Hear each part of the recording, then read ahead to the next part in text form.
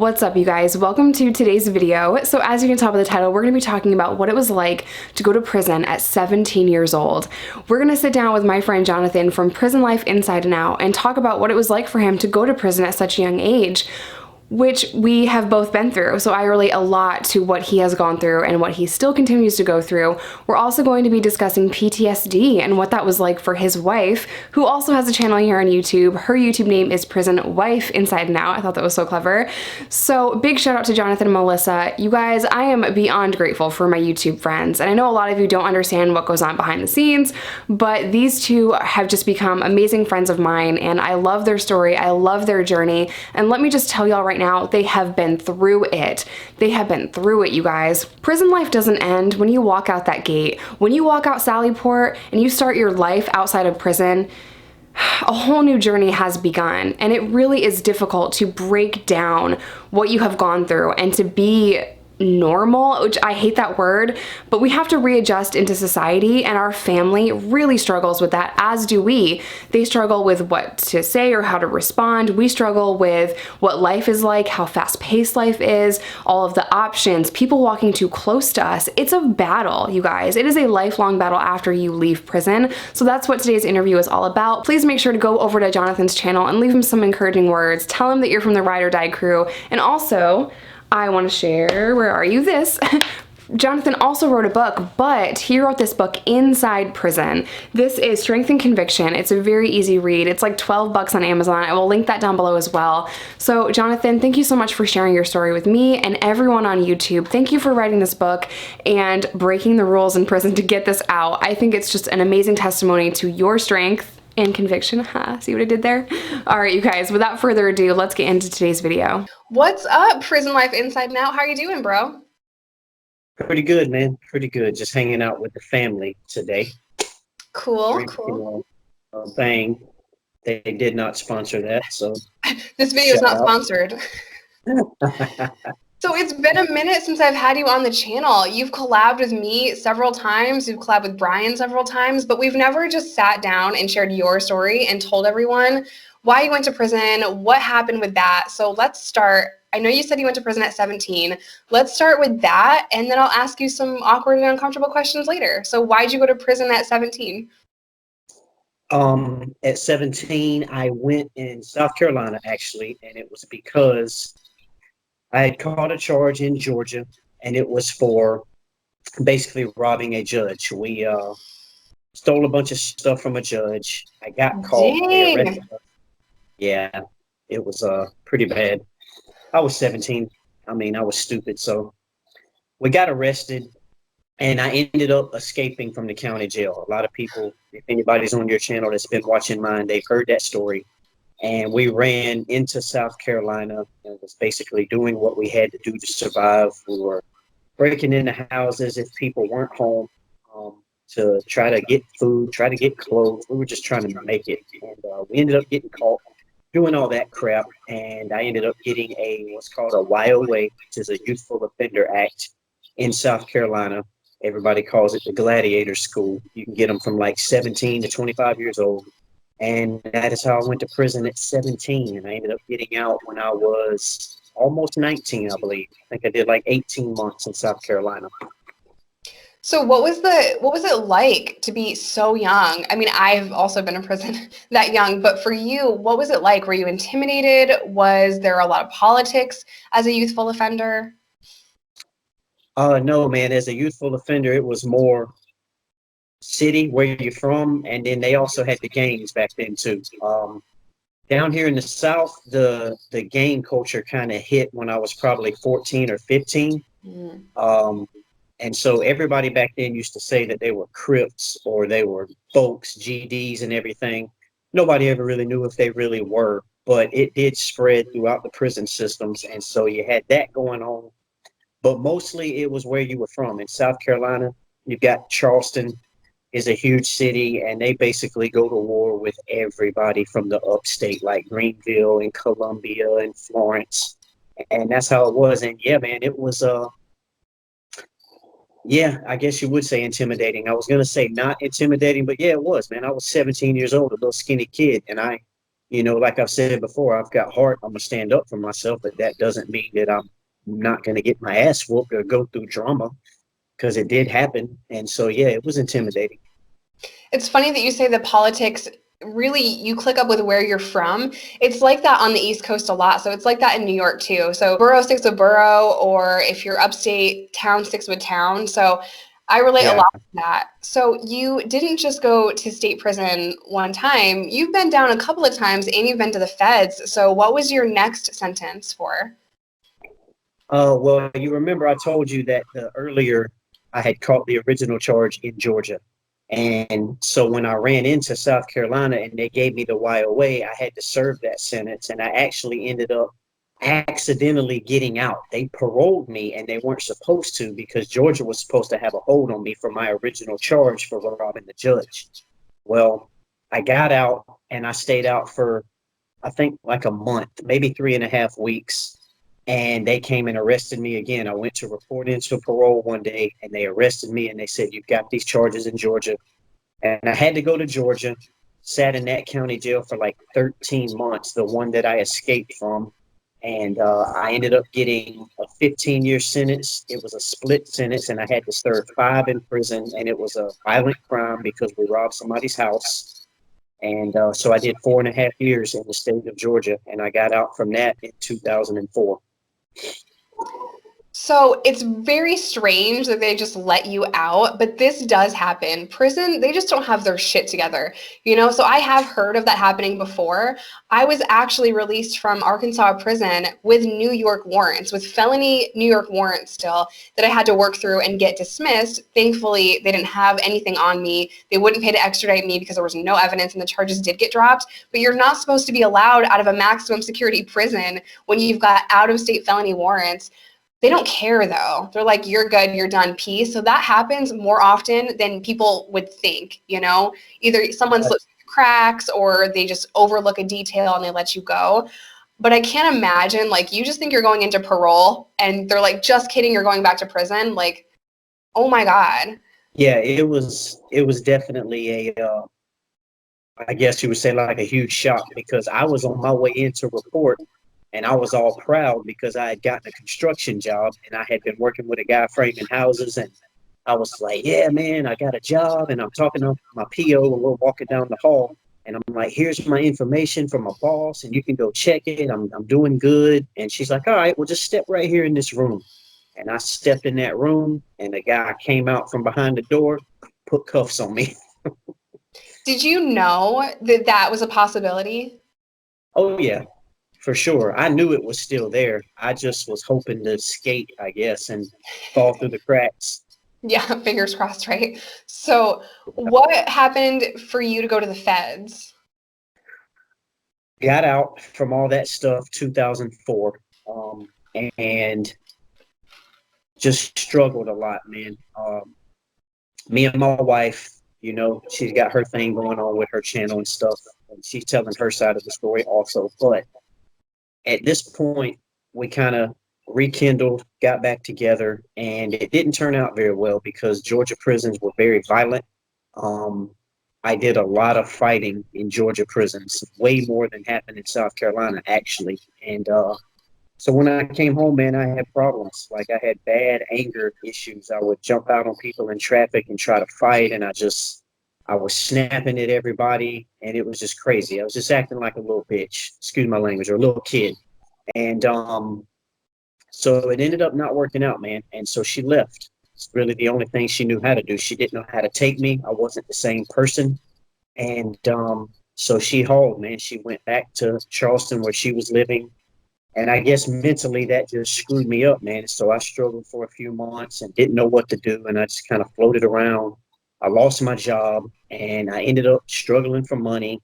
And I've said it in one of my videos on my channel that got with a friend of mine who did time in Florida, and he learned this check hustle from a guy that he did time with. And so he kept telling me about it. And he was like, "Man, we can do this. We can do this." Long story short, one day I got tired of him telling me what we could do. And I said, "Well, let's make it happen." And so we started doing that check thing. And that led into the whole entire multi-state ring that we did. We did well over like $2 or $3 million in checks. It was all over Florida, Georgia, South Carolina, Tennessee, Alabama, and we had cases out of South Carolina, cases out of Georgia, and we had to get them run together. And when it all was said and done, I got caught with a pistol also, and that ended up getting me 10 years. They gave me the max on the pistol, and the charges for the checks were only 60 months, but everything was run concurrent, and so I ended up having to do 10 years in the feds. Off of that, you got to do 85%, and that's 8.5 years. You look so young, so it's like, dude, you basically grew up in the system.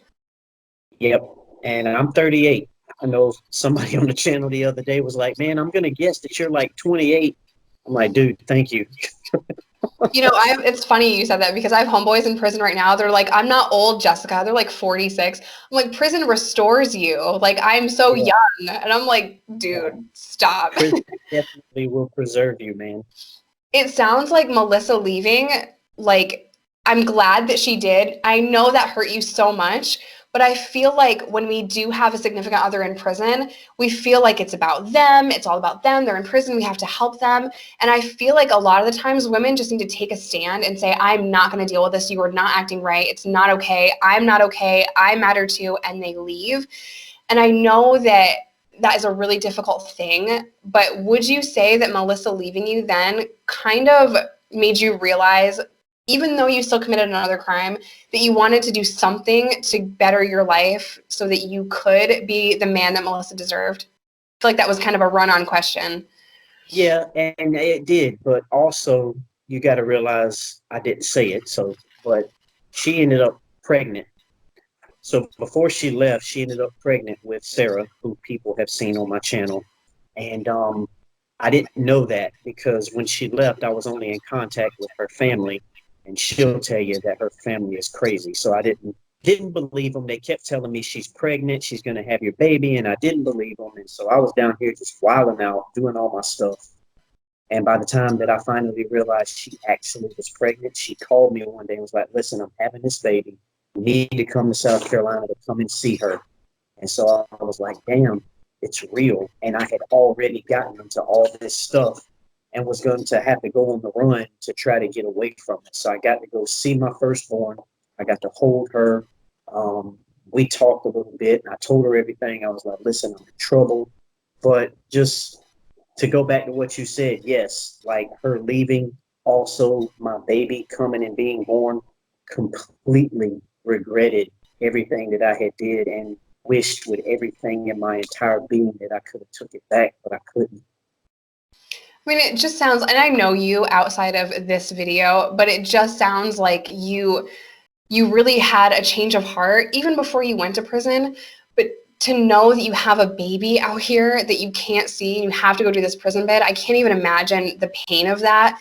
And I have been through that. As you know, my daughter was born in prison. I guess my next question for you is, do you think that you have PTSD because of your time in prison? Absolutely. I've said this before, so I hate to keep repeating it, but obviously people on your channel haven't seen all my stuff. So yes, I do have it, even though I'm on like my fifth year. I think I'm on my fifth year free.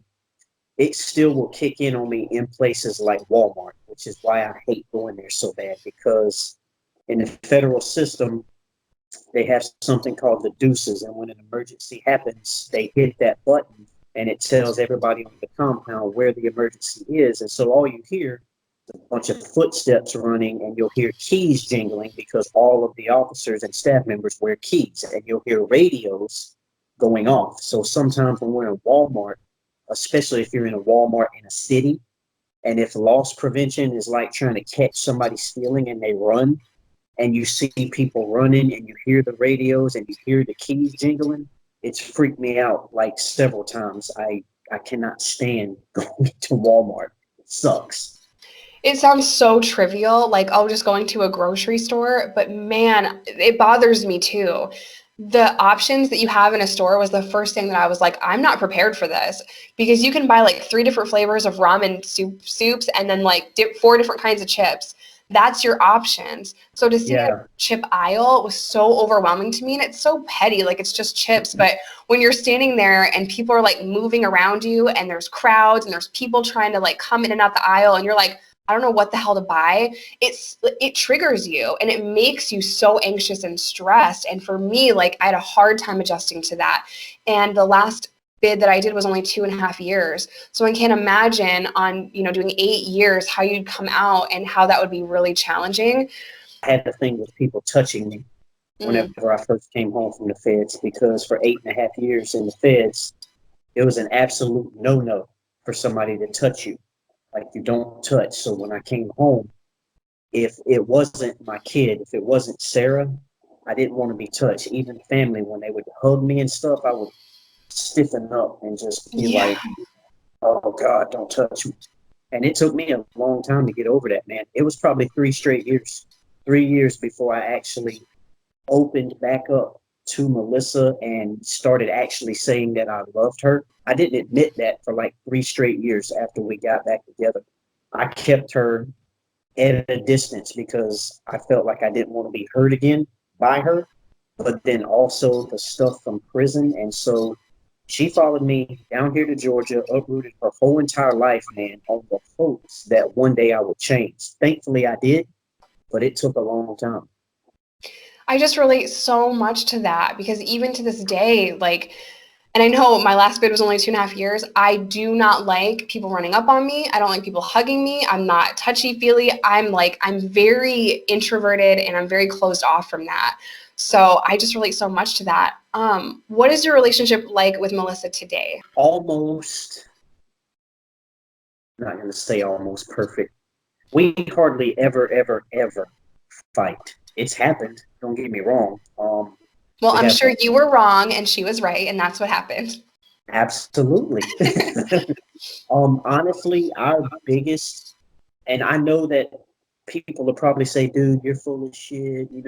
Money doesn't make you happy. But I swear to you, almost every single argument that we go through is about money because we've had so many financial struggles. Mhm. Other than that, I mean, it's beautiful, man. We don't fight. We don't really go through a whole lot of stuff. 20 years, and people sometimes look at us and think that we just got together. Okay. So how has YouTube helped you stay out of the criminal life? Does sharing your story help you on the day-to-day? Does it help you with your PTSD? Talk a little bit about that. Yeah, it does. Just because doing this YouTube thing, I guess I get to take on the role of using what I went through to possibly try to help somebody else. It's no secret that people do have YouTube channels and they are able to make a living at YouTube. So that aspect of it, I'm not making a living at it yet, but people do make a living off of YouTube. So that part also helps. It's a positive thing. You get to turn the biggest negative that you've ever experienced in your life into a huge positive. You get to impact people. You get to touch people on a personal level, help them with things that they're going through, but also you've got a big corporation like Google and YouTube who will put a little bit of money in your pocket for doing that. And it's just a blessing all the way around. And when you do get to talk about your experiences, yes, I can see the therapeutic side of it, almost like an alcoholic going to AA or Narcotics Anonymous for somebody who did drugs. They get to go and talk about it, which could maybe help them get it out of their system, and so it doesn't come out in a negative way. Yeah, man, it really is kind of like a form of therapy. Just sharing like my life and my addiction and my struggles in prison. It's taking something very ugly and making it so beautiful. So I love that you said that because I relate so much to that. So before I kick you off my channel, talk a little bit about your fitness app and your book and where everyone can find you. I have two Instagrams. One is at PrisonLifeMovement, and obviously that is my Instagram that goes along with my channel, which is Prison Life Inside and Out. And I also have at 15-Minute Fitness GA, which is my personal training thing that I do. I do online training programs. I do also in-person fitness training. So you also wrote a book. Did you write that in prison or did you write it in the street? I wrote it in prison. Actually, wrote it, edited everything. I feel like people who have been to prison will appreciate it because it's a positive thing that I was doing, but I did have to kind of bend the rules a little bit to be able to make it happen.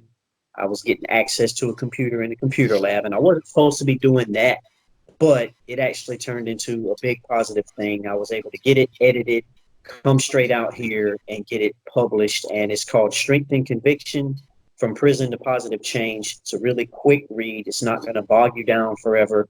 And it just basically is about the positivity, power of the mind, kind of like your books, The Secret and Think and Grow Rich and things like that.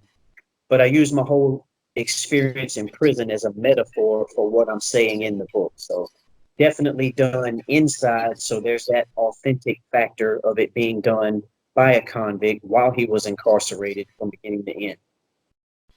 So I own that book. It was only like what, $12 on Amazon or something? Yep, I think 12.99, something like that. $12.99 on Amazon. It is a quick read, and I think it's just so freaking amazing that you wrote that in prison, you know, because I think a lot of inmates talk about writing a book in prison, but we never actually do it. So the fact that you did it is so dope. I will leave everything linked down below. Definitely get his book, help out a homie, and subscribe to his channel as well. So is there anything else that you want to share before I kick you off my channel? Nope. Just want to say, man, everybody keep it positive and know that if I can do it, anybody can do it, because from society's view and what they say, I was done. I was a loser. I had been to juvenile prison twice, adult prison 3 times. According to statistics, I was just done with. I was going to stay in the system forever, but here I am. Haven't committed a crime in over 12 years, been off of paper. I've been out for 5 years and I'm doing great, better than ever. And I'll never go back. And so anybody can do it. So don't give up on yourself. Keep pushing. The brighter the light at the end of the tunnel, I guess you would say, it's there.